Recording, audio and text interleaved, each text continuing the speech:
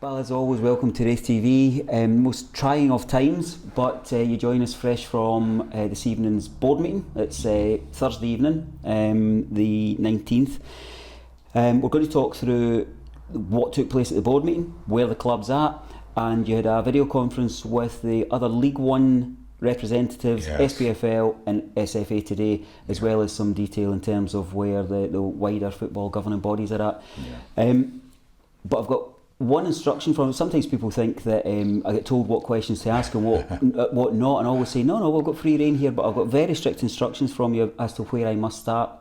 And that was quite simply, ask me about the supporters. Yeah. So can I just hand over to you and let you address everyone who's got Raith Rovers in their heart? Right, thanks Davey for that. Yeah, I mean, we always like to mention the supporters because they're such a vital part of this club. In fact, they are the club. And I know that John McGlynn and myself in previous interviews have always mentioned the supporters at the end and how much we appreciate the support. But I wanted to start with the supporters tonight because the reaction to the crowdfunding initiative that Andy Mill has organised and other donations that have come into the club in the past couple of days, now totalling about £25,000, has been a godsend to the club, but also I think a fantastic illustration of our supporters and what they're about. And I just want to say that we really, really appreciate it, and going forward that money will be very important to us in terms of helping to pay for the players' wages and other bills that we've got. So thank you to every supporter of Raith Rovers. And I should also mention that quite a number of supporters of other clubs have made contributions as well, and we're equally grateful to them. However much you can give or however little you can give, it's important. I know there's one teenager who's given £2, right up to a retired couple who've given £1,000. It's fantastic. The club touches all people, local and far and wide, isn't it? Well, I think it's an illustration of where we are in the community, and we've done a lot this year to branch out into the community and develop relationships. And we, on our side, feel a real responsibility to the community, not just to the Raith Rovers supporters, but the whole Kirkcaldy district community. We are part of you and you are part of us. Could you start by telling us what are the magnitude of the financial losses that we are going to experience between football ending here and what would have been the natural end to the football season? Right, for Raith Rovers specifically, we reckon that we need somewhere in the region of £200,000 to reach the end of what would have been the season in May. Obviously, the funding that we're collecting from people is a big help. We know that the SFA are going to make money available to us this month. The SPFL at the meeting today have indicated that they're going to share out some money to all the clubs. We've no idea how much yet, the first week in April. So that's all very good. Nevertheless, I think with no income from gates, we're going to really struggle to meet our requirements for the next 4 months. It's especially hard for us, I think, because we are top of the league and we'd expected to remain top of the league and get the money in from winning the league. And we've also, of course, lost the Tunnocks Carmel Wafer Cup final money, which would have been in by the 28th of this month. We hope that the Tunnocks Carmel Wafer Cup final will still be played. I'm suggesting that it might be played as a curtain raiser to the new season, whenever that might be. But in the interim, I would hope that the SPFL would pay out the money to ourselves and Inverness, because we're the only two clubs remaining in the competition. So my fairly simple idea is give us £25,000 each just now, and then we'll play for the 15,000, which is the difference. Okay.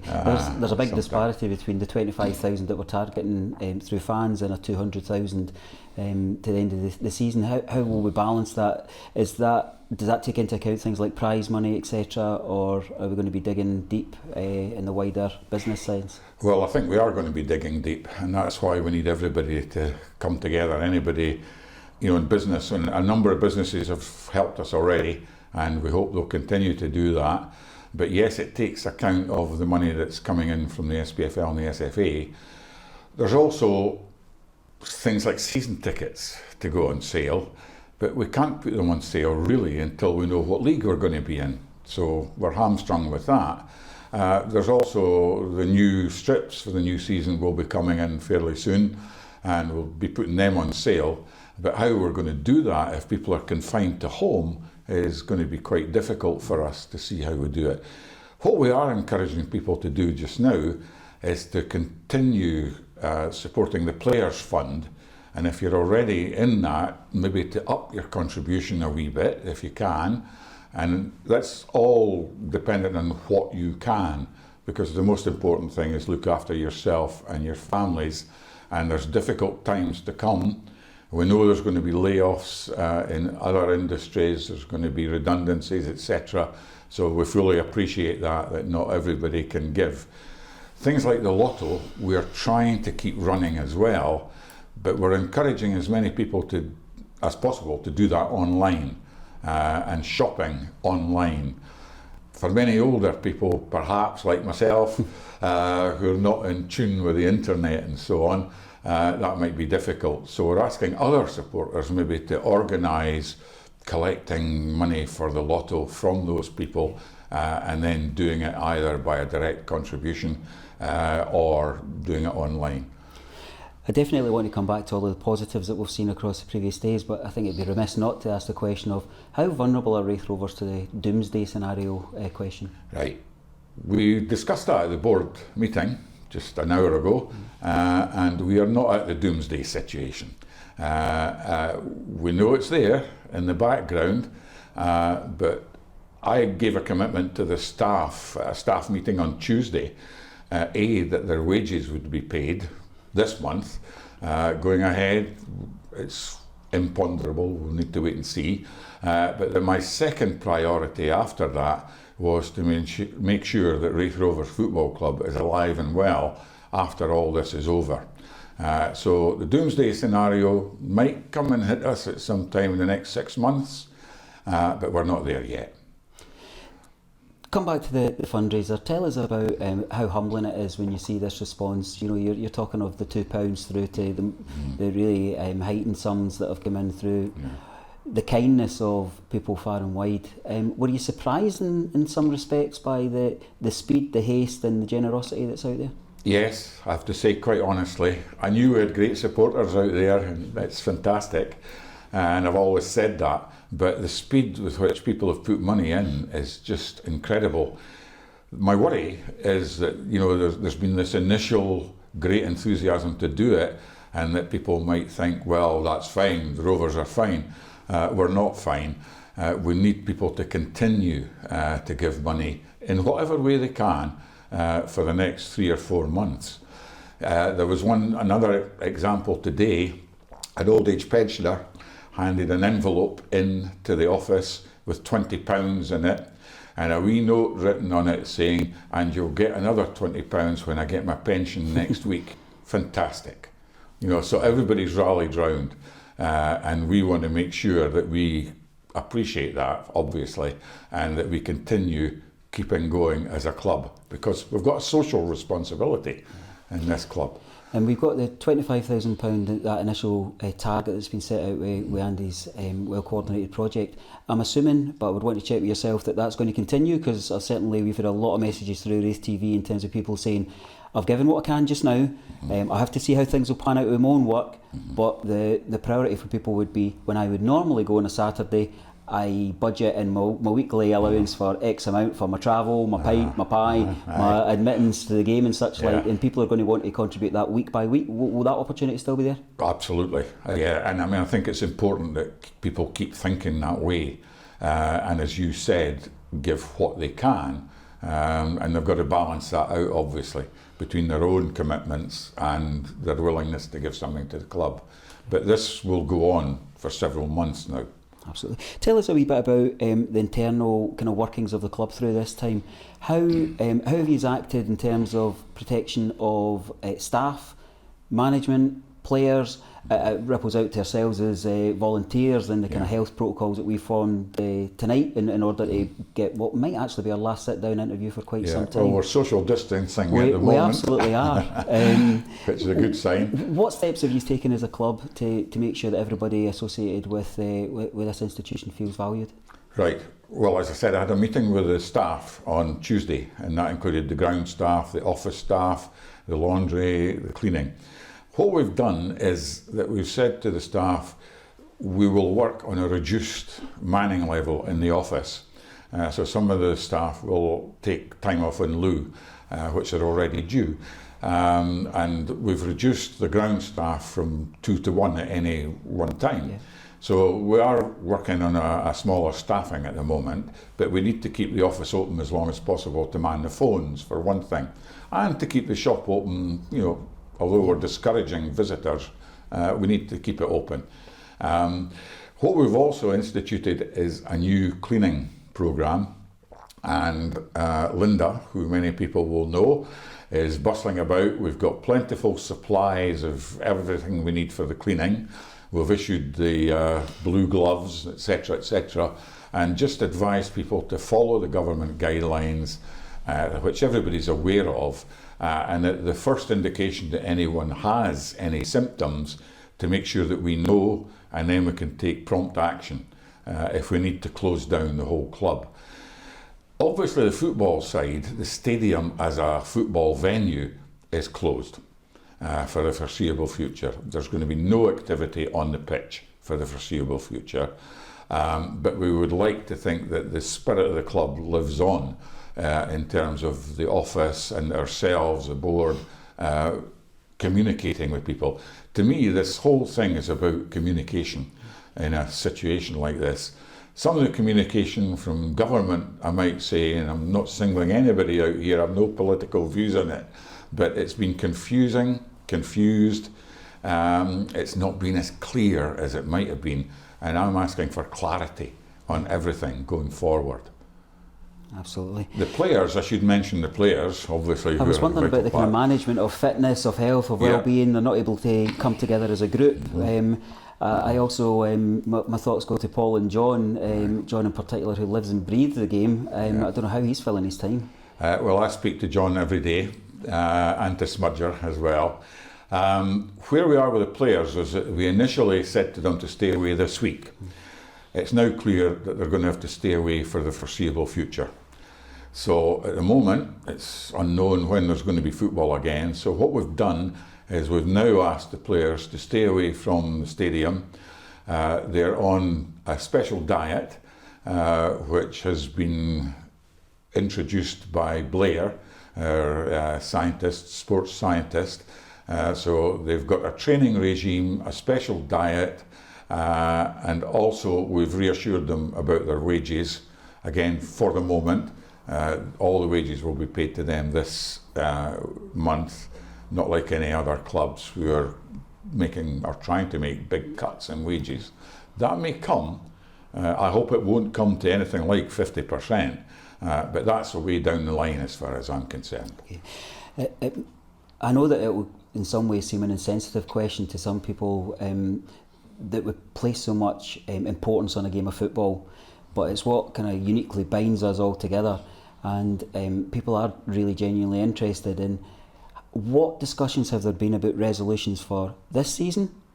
How far will this be pushed back? Are we going to see any immediate decisions taken? You had the meeting today with other club representatives. Well, I guess that's one of the disappointing things that I have to say. Out of the meeting with the SPFL and the SFA this afternoon, it became clear that they are not going to make a decision within the next few days or even the next few weeks.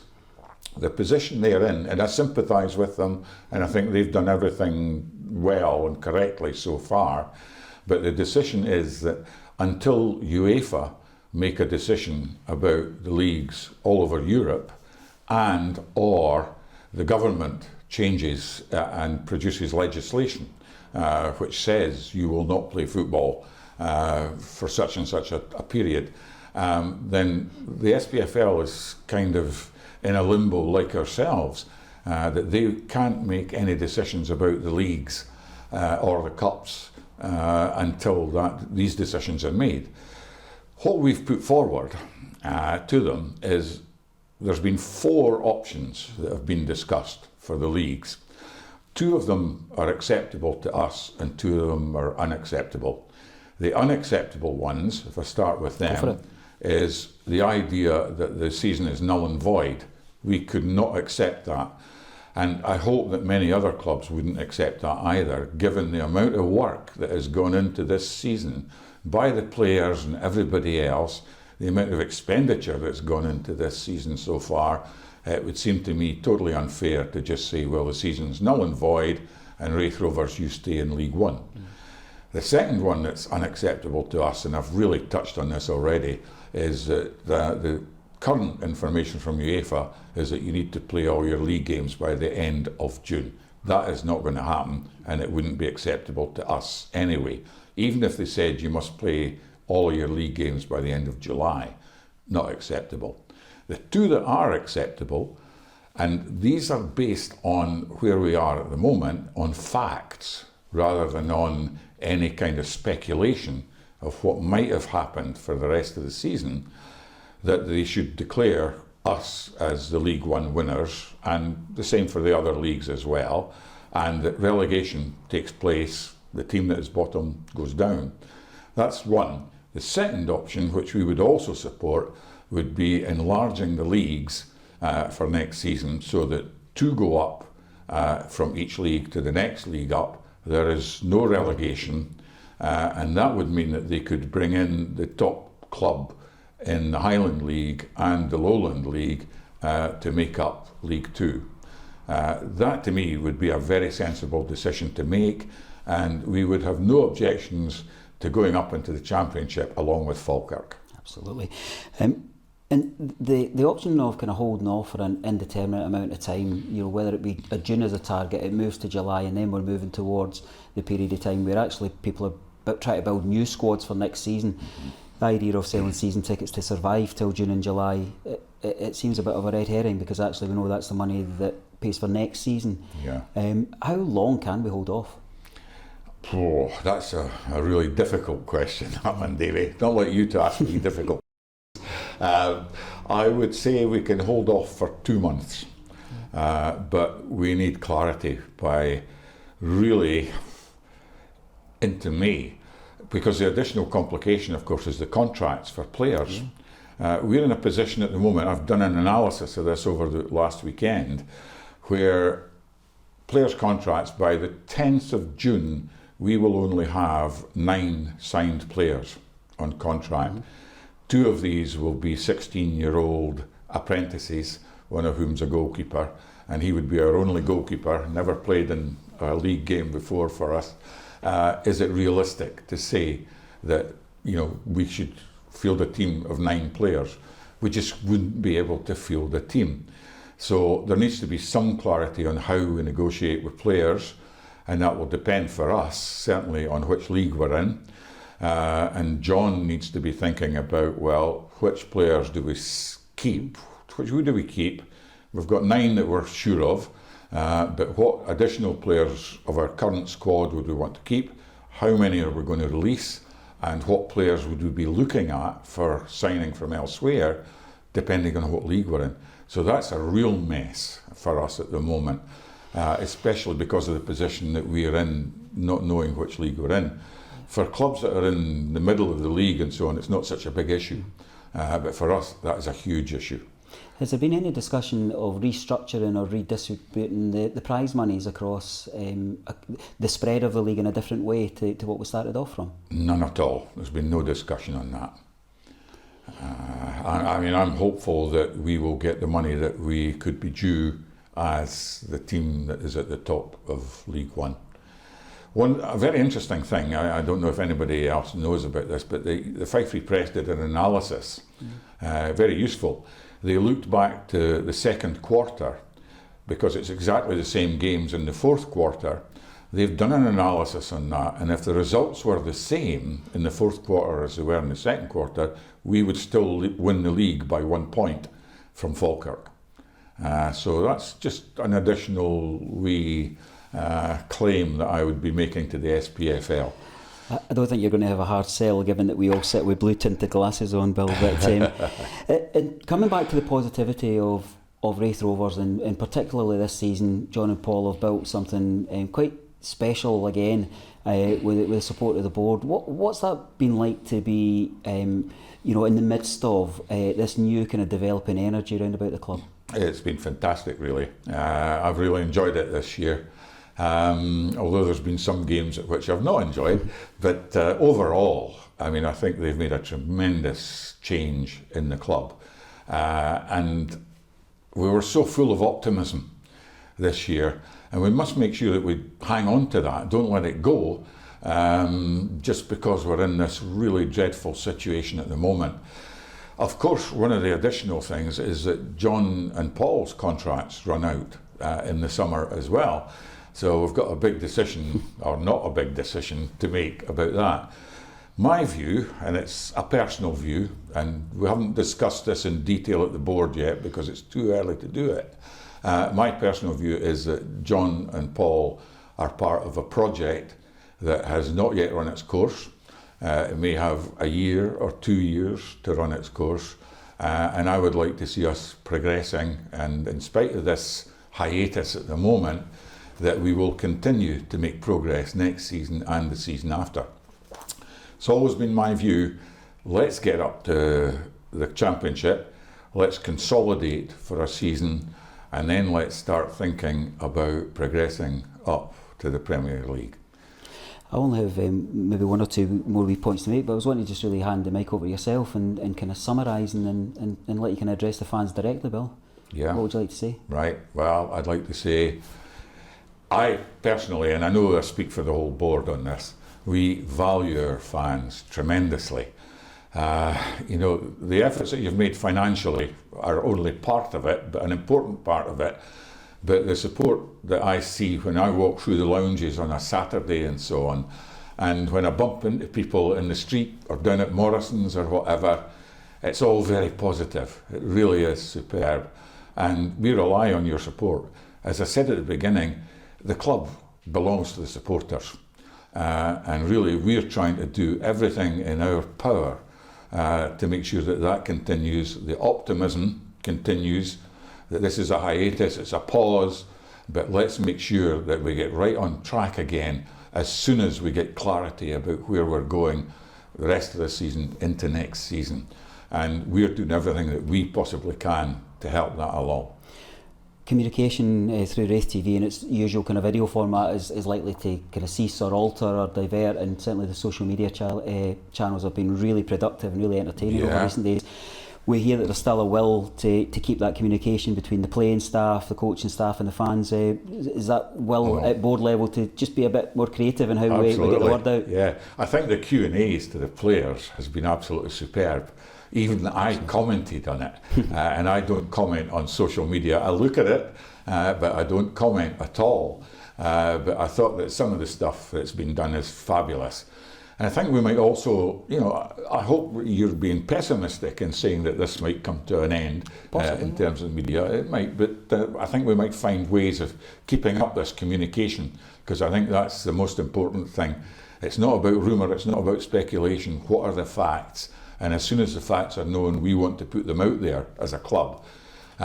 We might, if we can, use individual players more in terms of speaking to camera and giving us an idea about how it is for them to be laid off, because it must be terrible for them. All they want to do is play football, and they must be missing this greatly. I mean, we're missing it as fans.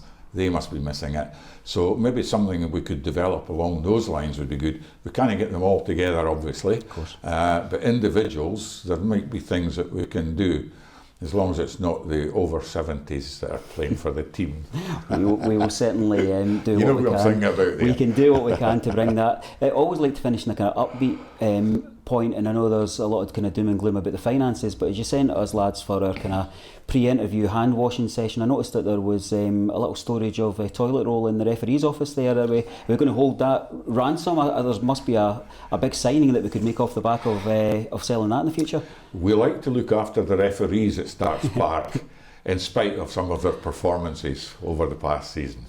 We'll finish just now, Bill, but I think in behalf of all the Rovers fans and the generosity that's came financially and outpourings of affection as well in terms of our emotional connection to the club, it's important just to thank yourself and the board for very much getting your shoulder down and keeping this great institution where it needs to be. Right. We are trying to show leadership here, definitely trying to show that leadership. But just to the fans, stay with us. We're trying on your behalf. Thanks very much, Chairman.